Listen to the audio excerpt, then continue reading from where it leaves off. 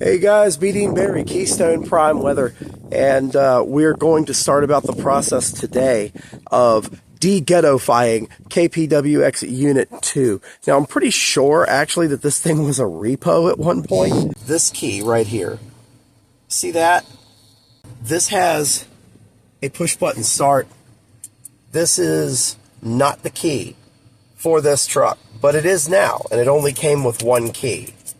Repos only come with one key. There's been a lot of stuff I found with this truck that has been somewhat interesting, stuff that's been neglected, bad mods.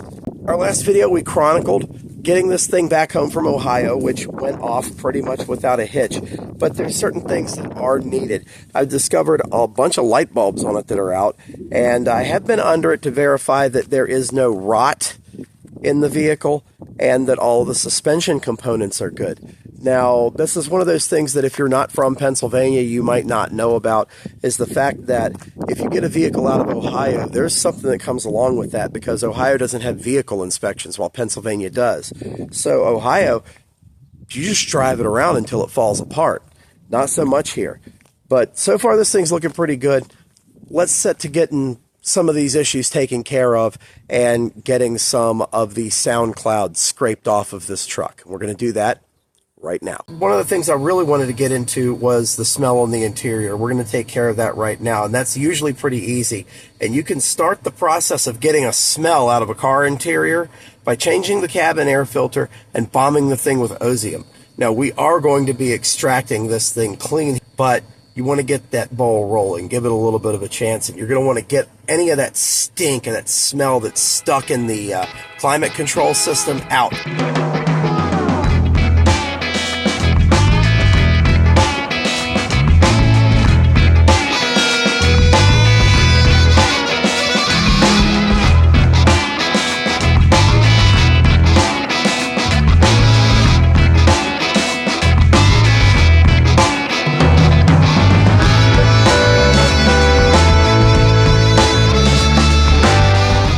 Cabin air filter was extremely nasty, so good thing we replaced that. And loaded the truck down with Osium. You can definitely smell it in here. Based in citrus oil, so it has a very, very distinct smell to it, which actually fades over time, but it eliminates a good deal of odors. And now, let's make the truck smell like something I like. So we're going to go with Old Spice, because why not smell like Grandpa? Sorry about that. I had to throw my media coat on. It's getting really cold out. One second before we get too far into the video, guys. I'm in my kitchen. Obviously, this was filmed later. I just want to get into something here. As you can see, there's a space heater running in my kitchen, and the water is running on a low flow in the sink. And this means that it's Western Pennsylvania, and it's February. It has been below freezing since I got the truck. So I'm going to mention wheels and what's wrong with the wheels. I'm going to get to the second part of that when the temperature's above freezing outside. We're talking about coatings, we're talking about fillable primer, we're talking about wheel paint. That's not going to dry in these conditions. Everything's in a rattle can. I can't add reducer or hardener to it. So what can I say? I'm kind of at the mercy of the weather right here, but you know, when am I not at the mercy of the weather? So back to the video. As much as I'm dreading doing this, I have to get this plasti dip off the wheels.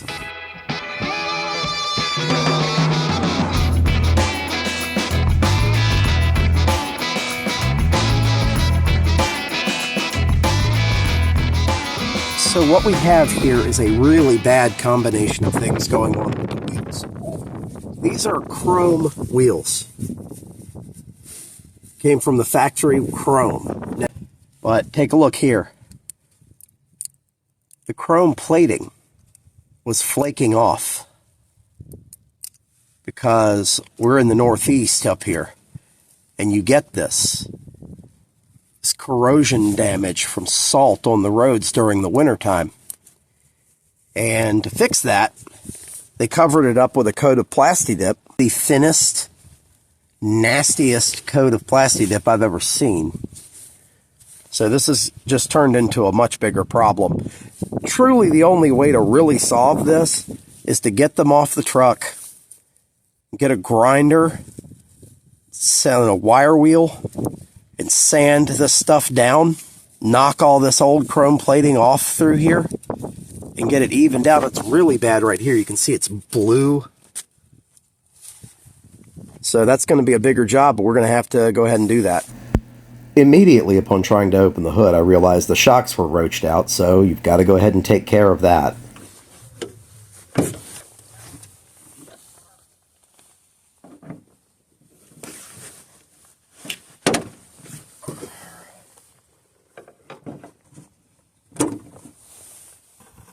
Much better. The driver's side DRL is out. I've got to be able to get to it. This snorkel has to go. I think I see how to do that. It's really weird because the DRL doesn't appear to have any other function than just to be a DRL. And it had a list for 3157 bulbs, which is just, it's like a brake light, like a stop-turn tail light for cars from the 90s. I figure if I'm going to have DRLs, I'm getting amber ones, so we'll just go ahead and throw those in and see how that goes.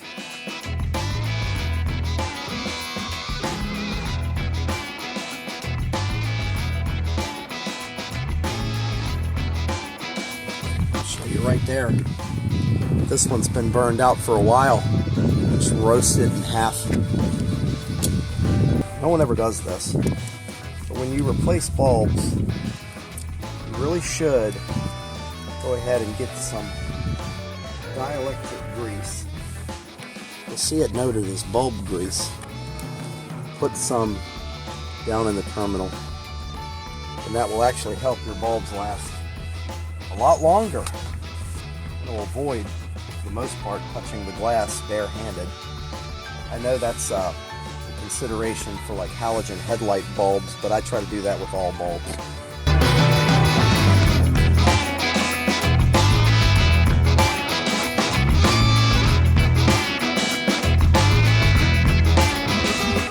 Right back to the auto parts store for that one. Look at how nasty that is.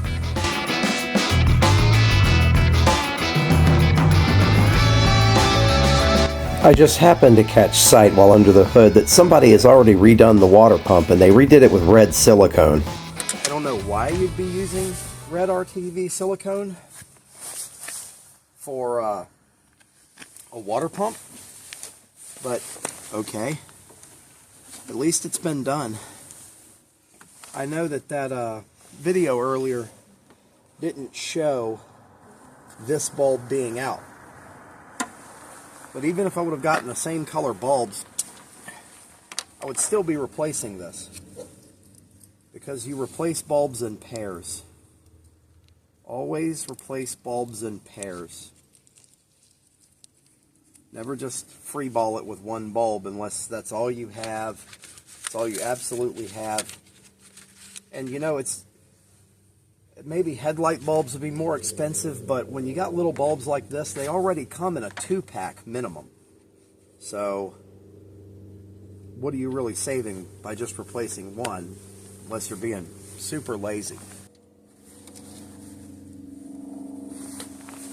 And that's done.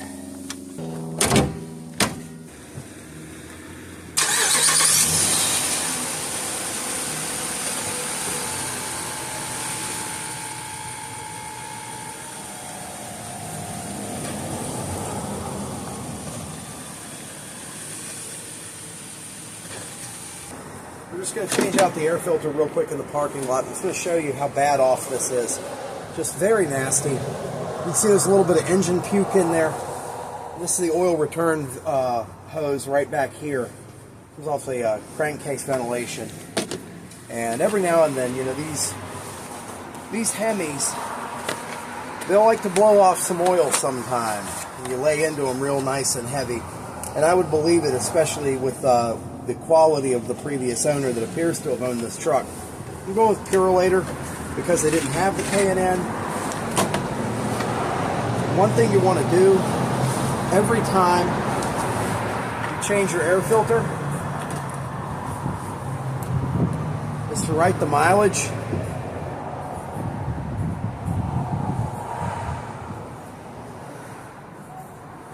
And write the date.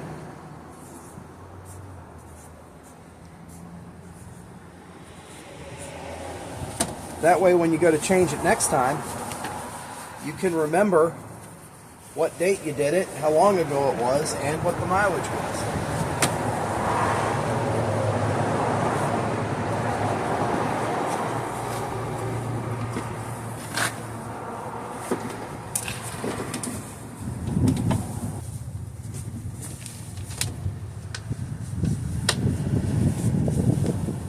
I said that Hemis just kind of blow that oil out into the air filter. The reason for that is because nobody ever maintains the PCV valve in these things, which we're going to replace right now to do away with all of that blow-by.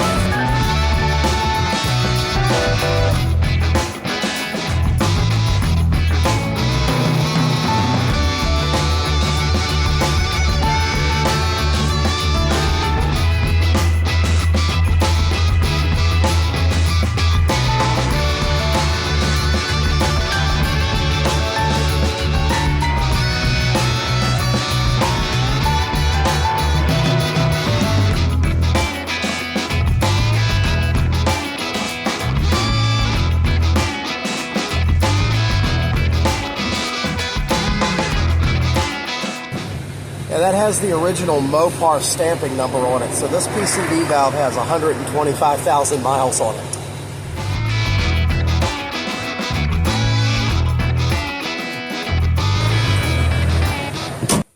All right, another problem that we have on the interior here is very common with these Jeeps. This is a leather covered dashboard, and right over here, this actually happened 2 days after I picked it up. I came out one morning and it was snapped back, which tells me that whoever was moving this, they repaired this with some hobby glue and stretched it out, tacked it in place right before it's sold.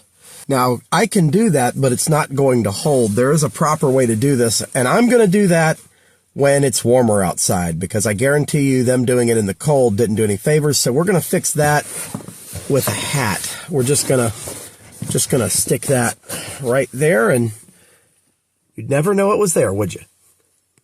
With the day growing along, we're getting hungry, so we went ahead and hopped in the JGC, went over to Red Lobster, and enjoyed it thoroughly. I mean, how could you not love those biscuits? We can finally live the way we deserve to, in the lap of luxury. Oh, don't tell me.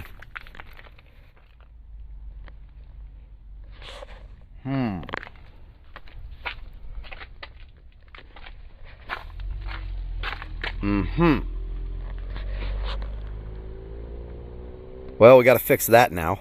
That's right. Quadralift 2 strikes again. Anybody who knows anything about these Jeeps knows that the Quadralift 2 airlift system, it kind of has some problems every now and then, especially when it gets older. And I came out to discover the front end slammed down to the ground.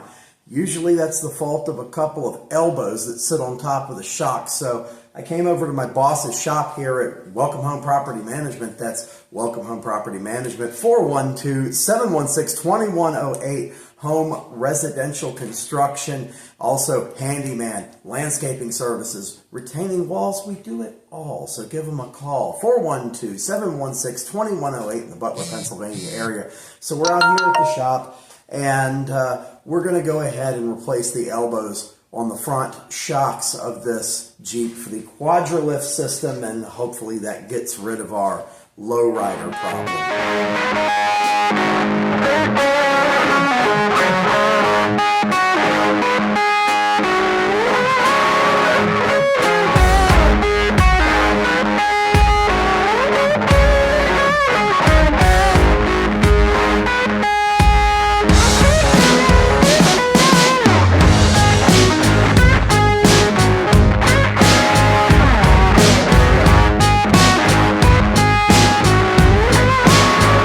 Jack it up in the air.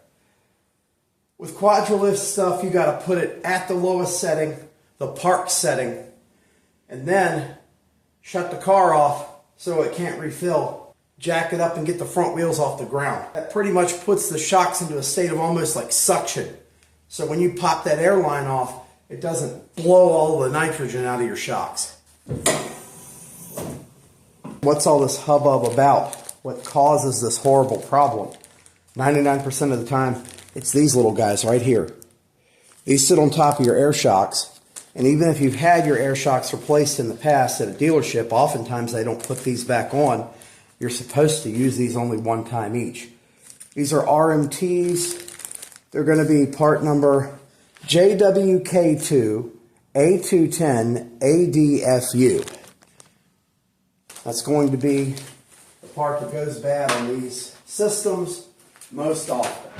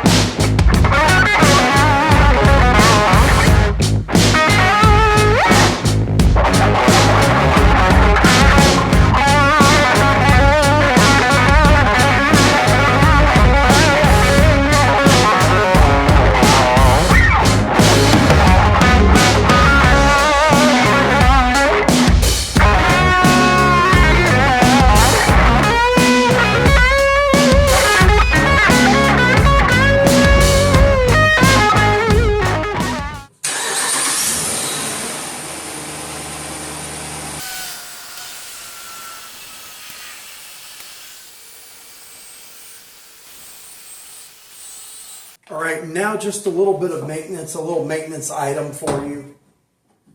If you're buying a used car anytime soon, just keep this in mind. If you buy a used car, and especially if there's conditional indicators like this one has, go ahead and change the oil. If there's no sticker from an oil change place or a dealership on the windshield especially, go ahead and change the oil because you could get a nasty surprise in the form of a blown motor if you don't. So we're going to go ahead and do that now.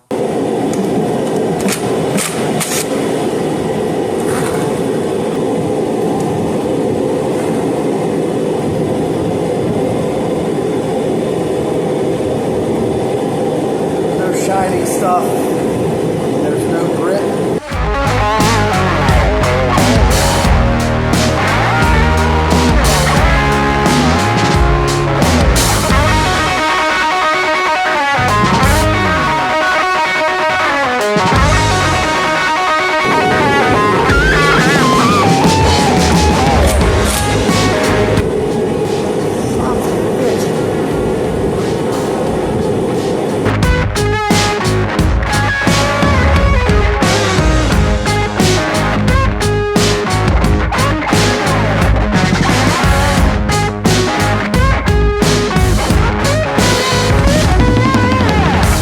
Went ahead and dumped 7 quarts of fresh clean oil in it, and now it's off to the inspection shop.